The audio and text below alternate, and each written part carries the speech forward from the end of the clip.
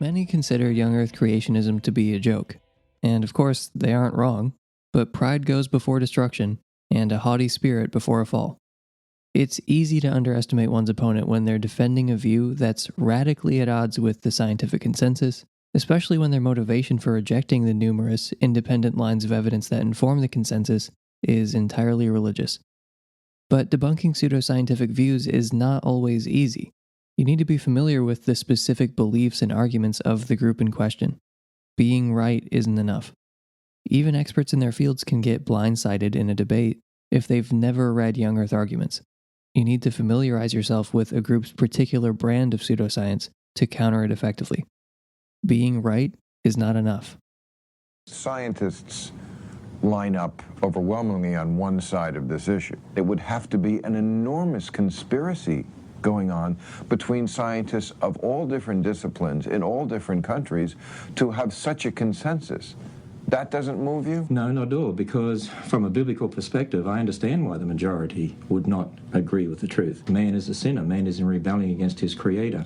Well, according to the atheistic, God-hating scientists who have somehow infiltrated and gained control of every major institution of science in the world, the Earth is about 4.5 billion years old, and our universe is about 13.8 billion years old. According to those who are not suppressing the truth and unrighteousness, both are about 6,000 years old.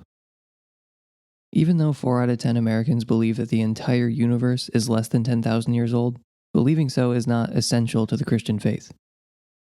Strictly speaking, the 2019 Gallup poll I'm referring to found that 40% of Americans believe that humans were created in their current form less than 10,000 years ago. I'm assuming everyone who believes that is also a young earther. But as we all know, you don't have to be a young earth creationist to be a Christian. A young earth view is not forced upon Christian believers. You do have to be a young earth creationist, however, if you want to take the Bible literally. Take it from the arch young earther himself, Ken Ham of Answers in Genesis. Now, people say to me, where do you get the 6,000 from? Because you don't open up the Bible and it says the earth is 6,000 years old. You're right, the Bible doesn't give a date for creation. But the Bible does give us a very specific history where we can actually calculate the age of the universe. The Bible tells us God made everything in 6 days. And on day 6, he made Adam. And then we learn, as we read in the genealogies there, like in Genesis 5, we learn that Adam had a son, Seth, at 130, and then Seth fathered Enosh at 105, and Enosh fathered Kenan at 90, and Kenan fathered, I don't know how to pronounce it, Mahalalel or whatever it is, at 70, and then he fathered Jared at 65, and Jared fathered Enoch at 162, and Enoch fathered Methuselah at 65, Methuselah fathered Lamech at 107, Lamech fathered Noah at 182, and so it goes on, and you've got those very specific genealogies, and you can add up all the dates. And when you do, and you get to Noah, the flood, and then you get to Abraham, and from Abraham to Christ, and then from the babe in a manger at that time to today, it adds up to about 6,000 years. So that's where we get the age of the earth from. Okay, the Bible gives us a very specific history.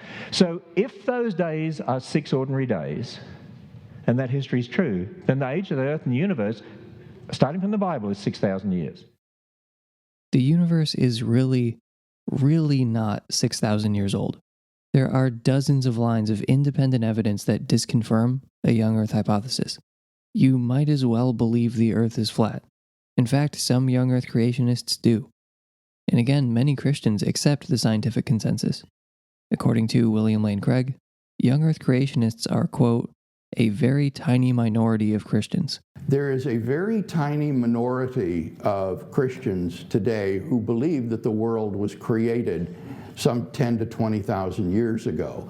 But Dr. Craig is either lying or mistaken, which is something I often find myself saying. I don't know of any Christian parent who says to his child, if you are gay, then you're going to burn in hell. That's, I think, a cruel caricature. I don't know of any Christian parent who says such a thing. It's not a very tiny minority of Christians. Remember, earlier I said 40% of Americans, according to a 2019 Gallup poll. Not 40% of Christians hold those beliefs. At any rate, 40% doesn't qualify as a very tiny minority.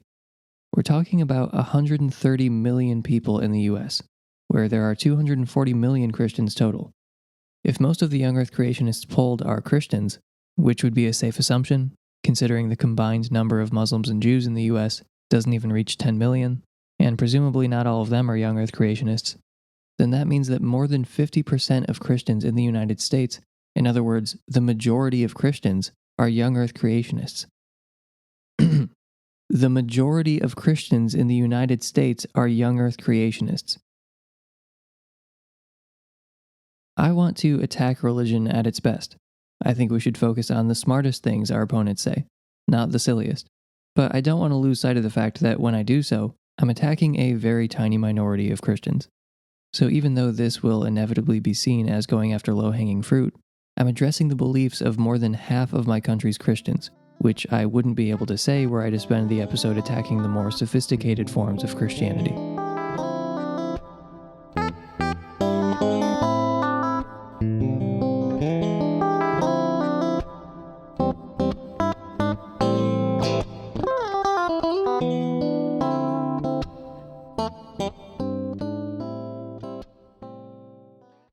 No one would be led to a young Earth creationist cosmology who is just trying to follow the evidence where it seems to lead.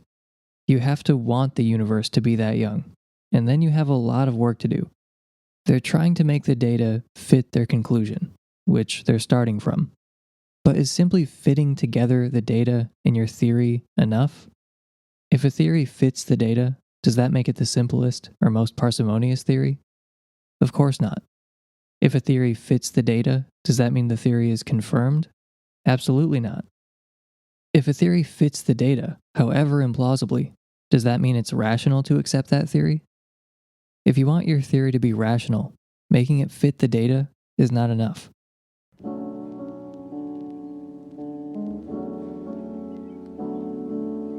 Here's Stephen Law explaining in detail why this massive young Earth creationist project of making their theories fit the data in all kinds of creative ways, like the ones you've heard about today, actually isn't sufficient to make their theories rational, and what a rational theory would be.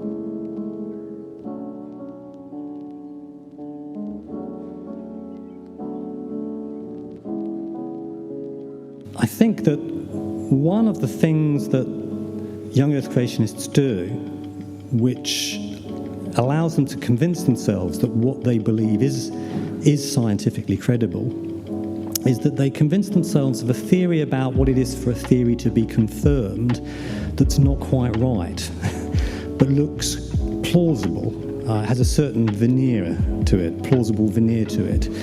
Surely, you might say, science is all about developing your theory in such a way that it fits the available evidence. What else are scientists doing if they're not doing that? And so if you can make your theory fit the evidence, if you can make your theory consistent with the available evidence, then surely it is just as well confirmed as any other theory that fits the evidence, that is consistent with the evidence. And that's what young Earth creationists and their multi-million-dollar funded institutes do. They show how you can make it all fit. You can make it all consistent. You can cook up endless stories to account for all of these various anomalies. But actually, the fit theory of confirmation is wrong. And that's really the first thing that I want to point out. The young Earth creationist approach to evidence turns on a misunderstanding of what confirmation is. Yes, they try to make their theory consistent with the evidence, but, and here's the first point really, any theory, no matter how nuts, can be made to fit the evidence. Right? Doesn't matter how ludicrous your theory is, one way or another, you can make it consistent with the available evidence. Given enough ingenuity and determination, you can just keep going, keep explaining away all the anomalies. To begin with, just flagging up this seductive myth that good science is about using one's ingenuity to construct theories that fit the evidence. On that view of science, young Earth creationism does look like good science. It can be made to look like good science. But any theory, no matter how absurd, can be made to fit the evidence. That does not mean it's reasonable. It does not mean it's confirmed. In fact, it may be absurd and straightforwardly, empirically falsified. To make a theory fit the evidence is not to show that it has been confirmed. Now, earlier on, you heard about a philosopher of science called Karl Popper. I'm certainly not here endorsing everything that Popper says. I'm not signing up to falsificationism, for a start. But Popper has got some good insights, it seems to me. He certainly stresses the importance of testability so far as theories are concerned. If whatever happens, your theory would be consistent with the available evidence, then your theory is unfalsifiable. And Popper thought that was a very serious failing in any theory that claimed to be scientific. In fact, he thought that it was sufficient to render the theory unscientific. Now, that claim is probably too strong, but I think that it's fair to say that a lack of falsifiability certainly counts against a theory. If you have two theories and one is falsifiable and the other one is not, you should probably be leaning towards the more falsifiable theory, other things being equal. So, if we take the theory of evolution and common descent, unlike young Earth creationism, it is strongly confirmed. Why? Well, one reason is it makes numerous predictions that are 1, clear and precise, 2, surprising, and 3, true. And here's just one example. Haldane was once asked, what would constitute evidence against evolution? And he said, fossil rabbits in the Precambrian. That would do it. He says, even one incontrovertible find of any pre-Devonian mammal, bird or flower would shatter the theory of common descent, certainly as we have it now. These things are just not supposed to be around that early. So here's a more precise way of articulating the prediction. We should never find mammalian or avian bird fossils in or before the Devonian deposits, before reptiles had diverged from the amphibian tetrapod line. This excludes Precambrian, Cambrian, Ordovician and Silurian deposits encompassing 92% of the Earth's geological history and 65% of the biological history of multicellular organisms. That's a very clear, precise and surprising prediction. And of course, it turns out that every day, thousands of fossils are dug up, and never do you find a bird or a mammal in any of that, in any of those sedimentary deposits. Never. Thousands upon thousands upon thousands of fossils constantly being dug up, and it just never, ever happens. Boy, that is surprising if this particular theory is not true. So it's a clear and precise prediction, a surprising prediction, a true prediction, strongly confirms the theory of evolution. What do young Earth creationists predict when they're digging around in the ground? What do they expect us to find? The fact is, it doesn't really matter.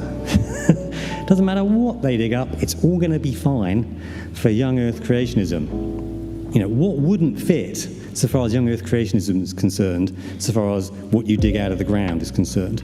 And the young Earth creationists see this as the great strength of their theory. The fact that it doesn't really matter what the hell you dig up, it's always going to be fine for young Earth creationism. So here's a quotation. If human and dinosaur bones were ever found in the same layers, it would be a fascinating find. Those who hold a biblical view of history wouldn't be surprised. Well, of course not, because the dinosaurs and the humans were around at the same time. So Bob's your uncle, no anomaly there. The evolutionists, on the other hand, would have a real challenge. In the old Earth view, man isn't supposed to be the same age as the dinosaurs.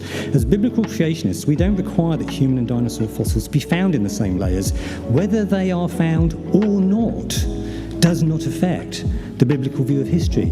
Now, here is a young Earth creationist trumpeting as the great virtue of young Earth creationism the fact that it cannot come into conflict with the evidence. And yet that is its great weakness. That is precisely why it cannot be strongly confirmed.